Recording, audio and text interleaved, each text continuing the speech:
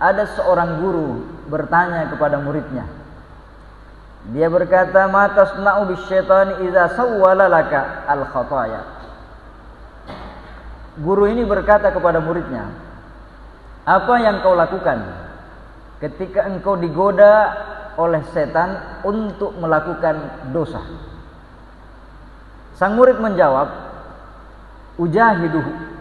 Saya akan berusaha sekuat saya, semampu saya untuk melawannya.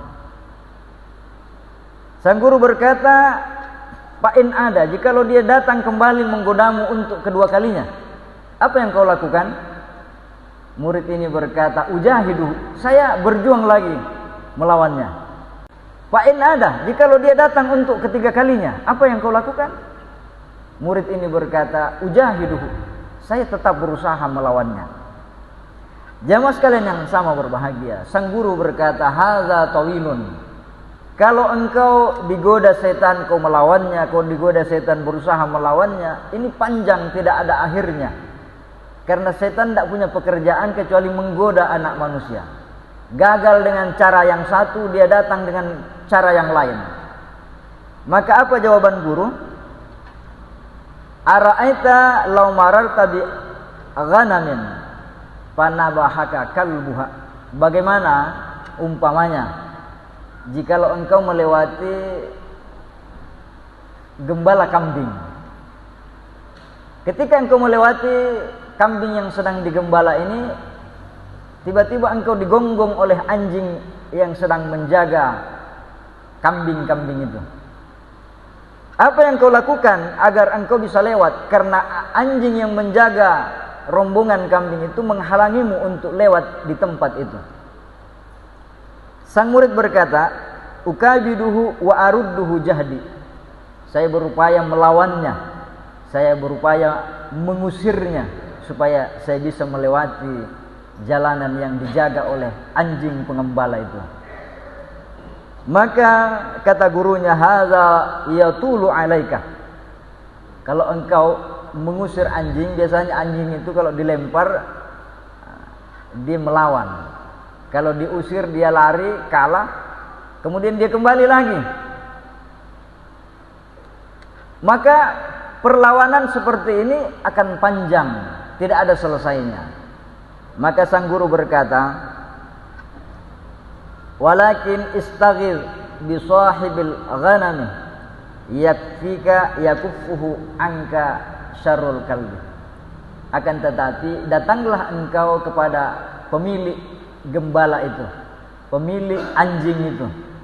Datanglah ke pemilik anjing, katakan, "Tabi Pak, saya mau lewat, tolong anjingnya dijaga. Masukkan ke dalam kandangnya karena dia akan menghalangi orang yang lewat." Perumpamaan ini bahwa ketika engkau ingin selamat daripada godaan syaitan, tidak ada jalan kecuali engkau minta kepada pencipta anjing itu. Siapa pencipta anjing itu? Ya Allah. Siapa pencipta setan? Ya Allah. Agar engkau selamat dari godaan setan, maka mintalah pertolongan kepada Allah. Maka kata Allah, "Fa imma yanzaghannaka nazghum minasyaitani fasta'iz billah." Jikalau engkau digoda oleh setan, maka mintalah pertolongan kepada Allah Subhanahu wa taala. "Walaula fadlullahi 'alaikum wa rahmatuhu." Andai kata bukan karena karunia Allah dan kasih sayangnya, "ma zaka minkum min ahadin abada." Maka tidak ada yang mampu membersihkan dirinya, tidak ada yang mampu selamat dari tipu daya setan kecuali Allah yang menyelamatkannya. Demikian Allah menjelaskan. Syekh Jalaluddin Rumi menjelaskan bagaimana perumpamaan hati kita dengan godaan setan. Beliau berkata, "Famasalul kalbi kamasali husnin." Kata Syekh Jalaluddin Rumi, perumpamaan hati manusia seperti sebuah benteng. Lahu abwabun kasiratun. Benteng biasanya punya pintu-pintu yang banyak. Wasyaitanu yuridu ayyadkhulahu min kulli babin wa yamlikuhu wa yastawla alaih. Setan berupaya masuk ke dalam benteng tersebut melalui pintu-pintu, setiap pintu dia coba untuk masuk untuk memiliki dan menguasai benteng tersebut. Maka wala yaqdiru ala hifdhihi illa biharasati abwabihi. Tidak bisa kita selamat daripada serangan setan yang ingin menguasai hati kita ibarat benteng, kecuali dengan menjaga pintu-pintu yang dilewati oleh setan. Bagaimana caranya menjaga pintu-pintu itu? Ya tentu kita harus tahu pintu apa yang akan dilalui setan masuk ke dalam hati manusia. Wa madakhiluhu as-sifatul mazmumatu. Adapun pintu-pintu yang bisa dilewati oleh setan ke dalam benteng hati kita adalah sifat-sifat yang tercela. Sifat-sifat yang buruk, akhlak yang rendah. Fa inna sifatal mazmumati wa hiya quwwatun min quwwatis syaitan. Sifat-sifat yang buruk itulah kekuatan setan untuk menembus benteng hati manusia. Jamaah sekalian yang sama berbahagia, sifat-sifat tersebut umpamanya sombong, kikir, malas, dengki, iri hati, memandang rendah orang lain. Itu sifat-sifat setan, sifat-sifat buruk yang dijadikan setan sebagai pintu masuk ke dalam diri manusia. Nabi SAW dalam sebuah hadis menjelaskan bahwa inna lisyaitani lammatun bi ibni adamah walil malaki lammatun. Sesungguhnya setan punya bisikan ke dalam dada manusia, malaikat juga punya bisikan masuk ke dalam hati manusia. Fa amma lammatus syaitani fa i'adus syarri wa takdzibil haqqi. Adapun bisikan-bisikan setan selalu menjanjikan keburukan sebagai kebaikan dan dia menjanjikan kebaikan itu sebagai keburukan. Setan itu membolak-balikkan pandangan kita. Hal yang buruk kelihatannya baik. Nah, itu bisikan setan. Hal yang baik kelihatannya buruk. Nah, itu janji setan. Walammatul malaki, adapun bisikan-bisikan malaikat berupa ilham, fa'i'adul khairi wa tasdiqil haqqi.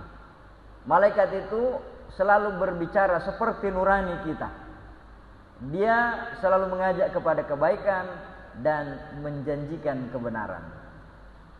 Faman wajada hadza, maka siapa yang mendapati bisikan-bisikan malaikat dalam dirinya, ajakan-ajakan untuk melakukan hal baik, membenarkan yang benar, menyalahkan yang salah, maka falya'lam annahu minallahi, falyahmadillah ta'ala.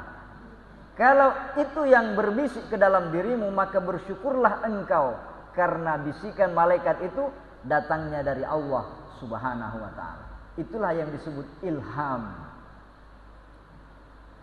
Sebaliknya, waman wajadal akhara, siapa yang mendapatkan ajakan-ajakan keburukan, mendustakan kebenaran, membenarkan kejahatan, maka falyata'awwaz minasyaitonir rajim, maka hendaknya dia memohon perlindungan kepada Allah daripada setan. Insyaallah yang ingin saya bahas pada khutbah kali ini yaitu tentang mu'adatus syayatin, memusuhi musuh kita yang sebenarnya adalah syaitan. Jamaah sekalian yang sama berbahagia, berulang-ulang Allah menjelaskan kepada kita bahwa inna syaitana lakum aduwwum mubin. Sesungguhnya syaitan adalah musuh yang nyata.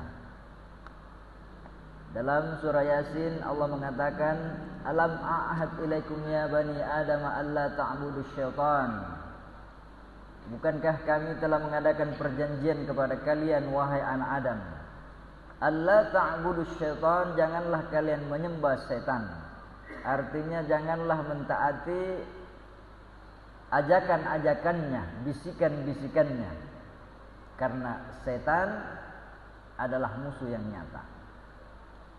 Oleh karena itu jamaah sekalian yang sama berbahagia, dalam ayat yang lain Allah menjelaskan, wa imma yanzaghannaka minasyaitani nazghun fasta'iz billah.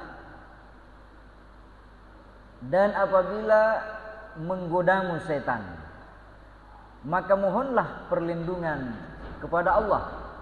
Innahu sami'un alim, sesungguhnya Allah Maha mendengar dan Maha mengetahui. Jamaah sekalian yang sama berbahagia, Imamul Ghazali menyatakan bahwa kita tidak bisa selamat daripada pengaruh dan tipu daya setan kecuali Allah yang memberi pertolongannya kepada kita. Maka kita disuruh untuk memohon pertolongan, perlindungan kepada Allah Subhanahu wa taala. Sebagaimana dijelaskan dalam tafsir Al-Qurtubi, Imam Al-Qurtubi mengatakan bahwa ada seorang guru bertanya kepada muridnya. Dia berkata, "Ma tasna'u bisyaitani idza sawwala laka al-khataya." Guru ini berkata kepada muridnya, "Apa yang kau lakukan ketika engkau digoda oleh setan untuk melakukan dosa?" Sang murid menjawab, "Ujahiduhu." Saya akan berusaha sekuat saya, semampu saya untuk melawannya. Sang guru berkata, "Fa in ada, jikalau dia datang kembali menggodamu untuk kedua kalinya, apa yang kau lakukan?" Murid ini berkata, "Ujahiduhu." Saya berjuang lagi melawannya. Fa in ada, jikalau dia datang untuk ketiga kalinya, apa yang kau lakukan? Murid ini berkata, "Ujahiduhu." Saya tetap berusaha melawannya. Jamaah sekalian yang sama berbahagia, sang guru berkata, "Hadza tawilun." Kalau engkau digoda setan, kau melawannya, kau digoda setan berusaha melawannya, ini panjang, tidak ada akhirnya. Karena setan tidak punya pekerjaan kecuali menggoda anak manusia. Gagal dengan cara yang satu, dia datang dengan cara yang lain. Maka apa jawaban guru? Ara'aita law mararta bi ghanamin fanabahaka kalbuha. Bagaimana umpamanya jikalau engkau melewati gembala kambing. Ketika engkau melewati kambing yang sedang digembala ini, tiba-tiba engkau digonggong oleh anjing yang sedang menjaga kambing-kambing itu. Apa yang kau lakukan agar engkau bisa lewat? Karena anjing yang menjaga rombongan kambing itu menghalangimu untuk lewat di tempat itu. Sang murid berkata, "Ukabiduhu wa arudduhu jahdi." Saya berupaya melawannya, saya berupaya mengusirnya supaya saya bisa melewati jalanan yang dijaga oleh anjing pengembala itu. Maka kata gurunya, "Hadza yatulu alaika." Kalau engkau mengusir anjing, biasanya anjing itu kalau dilempar dia melawan. Kalau diusir dia lari, kalah, kemudian dia kembali lagi. Maka perlawanan seperti ini akan panjang, tidak ada selesainya. Maka sang guru berkata, "Walakin istaghir bi sahibil ghanam yakfika yakuffuhu anka syarrul kalbi." Akan tetapi datanglah engkau kepada pemilik gembala itu, pemilik anjing itu. Datanglah ke pemilik anjing, katakan, "Tabi Pak, saya mau lewat, tolong anjingnya dijaga. Masukkan ke dalam kandangnya karena dia akan menghalangi orang yang lewat." Perumpamaan ini bahwa ketika engkau ingin selamat daripada godaan syaitan, tidak ada jalan kecuali engkau minta kepada pencipta anjing itu. Siapa pencipta anjing itu? Ya Allah. Siapa pencipta setan? Ya Allah. Agar engkau selamat dari godaan setan, maka mintalah pertolongan kepada Allah. Maka kata Allah, "Fa imma yanzaghannaka nazghum minasyaitani fasta'iz billah." Jikalau engkau digoda oleh setan, maka mintalah pertolongan kepada Allah Subhanahu wa taala. Dalam ayat yang lain Allah menyatakan, ya ayyuhalladzina amanu la tattabi'u khutuwatis syaitan. Wahai orang-orang yang beriman, janganlah kalian mengikuti jejak langkah syaitan. Wa may yattabi' khutuwatis syaitan, siapa yang mengikuti jejak langkah syaitan, fa innahu ya'muru bil fahsya'i wal munkar. Syaitan itu selalu mengajak, menyeru kepada perbuatan keji dan mungkar.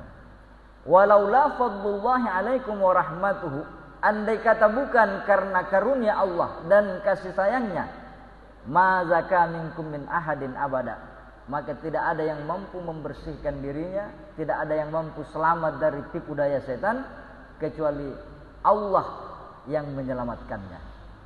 Demikian Allah menjelaskan. Jamaah sekalian yang sama berbahagia. Kemudian Syekh Jalaluddin Rumi menjelaskan bagaimana perumpamaan hati kita dengan godaan setan.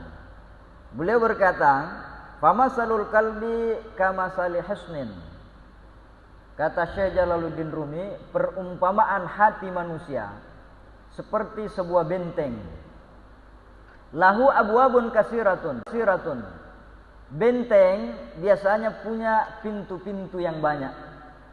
Wasyaitanu yuridu ayyadkhulahu min kulli babin wa yamlikuhu wa yastaula alaih.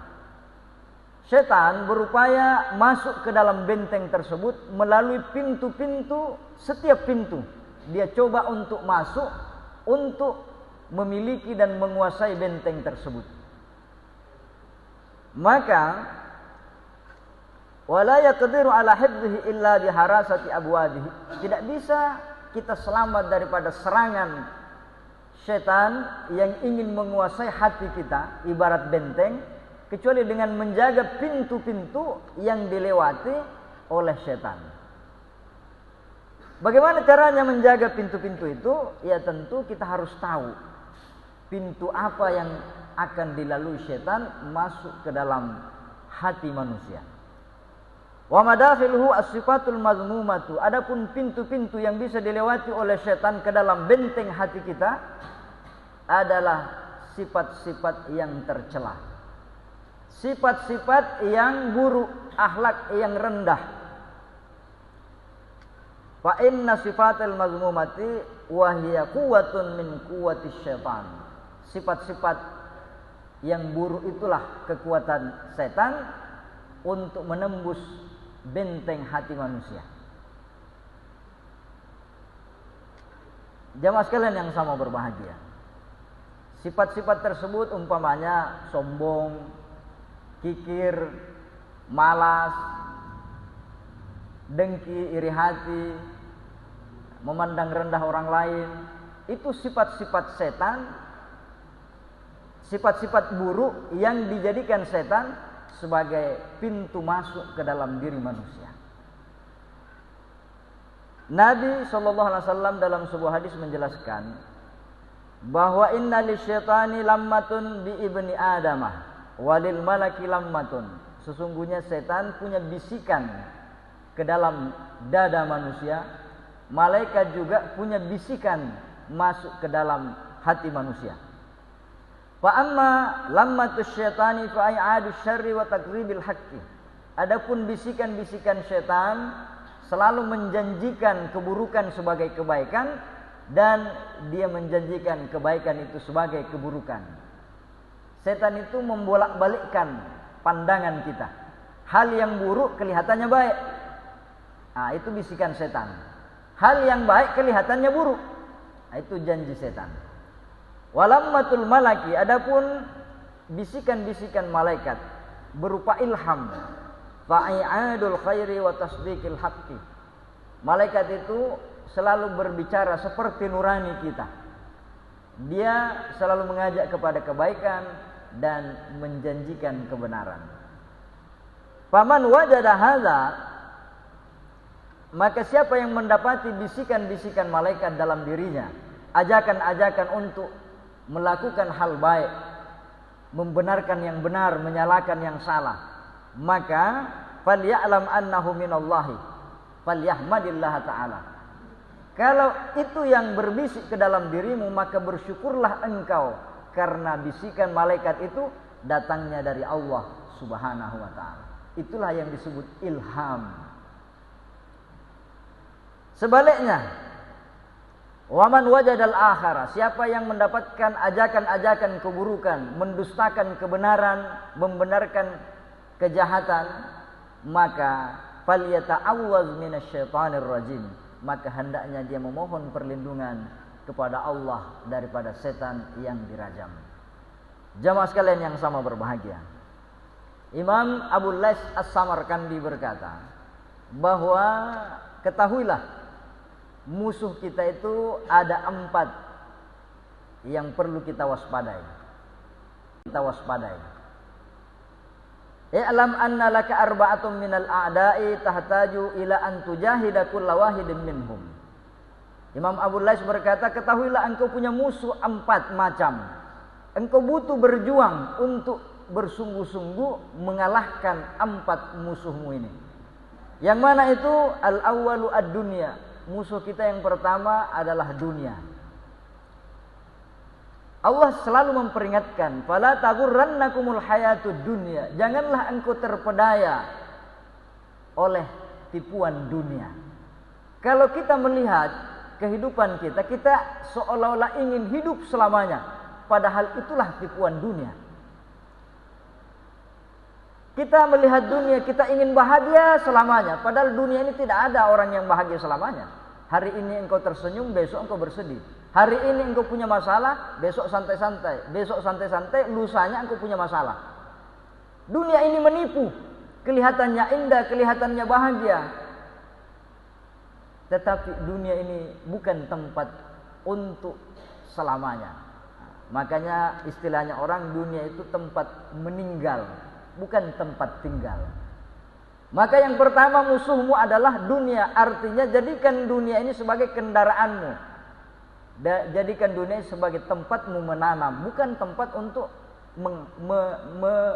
menuai, untuk memanen apa yang kau tanam. Di mana kipanen? Nanti di akhirat. Jadi jangan terpedaya. Jamaah sekalian yang sama berbahagia. Yang kedua, nafsukal lati baina jambaika. Musuh kita adalah nafsu kita yang bersemayam di dalam dada kita. Kata Nabi, a'da aduwika nafsukal lati baina jambaika. Musuh yang paling berat bagi kita adalah diri kita sendiri. Makanya dalam dunia tasawuf dikatakan, kenalilah dirimu. Ajabkuiwi alaimu. Kenali dirimu. Mana sifat baikmu, mana sifat burukmu. Kenali dirimu.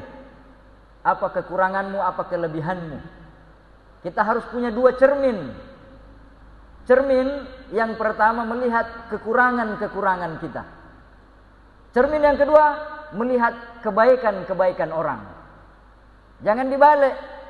Kita punya 2 cermin. Cermin yang satu kebaikan tak saja selalu dilihat. Cermin yang kedua keburukannya orang dilihat. Salah dia Pak Desa, salah dia Pak Camat, salah dia Presidennya. Kenapa? Karena cerminnya dia manfaatkan untuk melihat keburukannya orang. Yang satunya dia pakai melihat kebaikannya saja. Syekh Jalaluddin Rumi berkata bahwa cermin yang pertama engkau gunakan untuk melihat keburukan-keburukanmu. Cermin yang kedua, ya lihat kelebihannya orang. Jangan kesalahannya saja orang dicari. Jamaah sekalian yang sama berbahagia.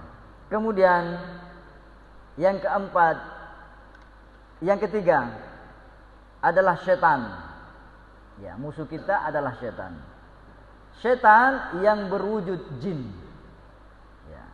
Inna syaitana lakum aduun fattakhidhuhu aduwa. Sesungguhnya setan kata Allah adalah musuh yang nyata. Maka jadikanlah dia sebenar-benarnya musuh. Tapi musuh yang berupa jin ini, jin setan, setan itu sifatnya. Setan artinya syatana, jauh, ba'idun anir rahmati, jauh dari rahmat Allah. Maka ada yang namanya setan yang berwujud jin. Ada juga yang keempat musuh kita, syaitanul insi, setan yang berwujud manusia. Kalau setan, dia hanya membisikkan, hanya membuat kita berangan-angan. Tetapi yang berbahaya adalah setan yang berwujud manusia. Dia mengajak kita untuk mencaci maki orang, dia mengajak kita untuk membenarkan yang salah. Dia mempengaruhi kita berhadap-hadapan dengan logikanya untuk menyalahkan yang benar. Dia mengajak kita berdiskusi, berkumpul. Kita lihat visualnya, kita lihat videonya, kita dengar suaranya. Nah, beda dengan setan. Maka musuh yang berat itu setanul insi. Karena dia berhadap-hadapan dengan kita. Jamaah sekalian yang sama berbahagia. Yang mempengaruhi Nabi Adam memang iblis, setan, supaya dia makan buah khuldi. Tapi yang paling berpengaruh pada Nabi Adam adalah Siti Hawa. Ketika Siti Hawa telah memakan buah khuldi itu, dia berkata kepada Nabi Adam, "Wahai Nabi Adam, ternyata buah ini tidak ada masalah. Saya sudah memakannya. Sekarang giliranmu." Maka tanpa keraguan Nabi Adam memakannya. Siapa yang paling berat bagi Nabi Adam? Iya, godaan setan yang berwujud manusia. Jamaah Jumat rahimakumullah. Kemudian yang terakhir, jangankan kita tidak beribadah, di dalam ibadah saja kita disuruh beristi'azah, memohon perlindungan, pertolongan dari Allah. Idza qara'tal Qur'ana fasta'iz billah. Jikalau engkau membaca Al-Qur'an, maka mohonlah perlindungan kepada Allah Subhanahu wa taala. Pertanyaannya, bukankah ketika kita mengaji katanya setan lari? Kalau kita baca Al-Qur'an katanya setan menjauh. Kenapa Allah mengatakan, "Fa idza qara'tal Qur'ana fasta'iz billah"? Kalau engkau sedang membaca Al-Qur'an maka mohonlah perlindungan kepada Allah. Apa faedahnya? Ya. Jamaah sekalian yang sama berbahagia, Imam Al-Qurtubi dalam tafsirnya mengatakan, "Qulna faidatuha imtisalul amri bil isti'adzati min waswasati syaitani 'indal qiraati."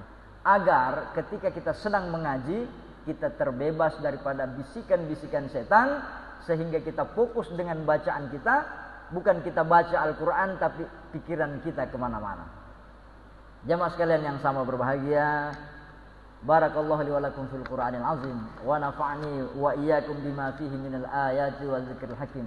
Aqulu qouli hadza wa astaghfiruh innahu huwal ghafurur rahim.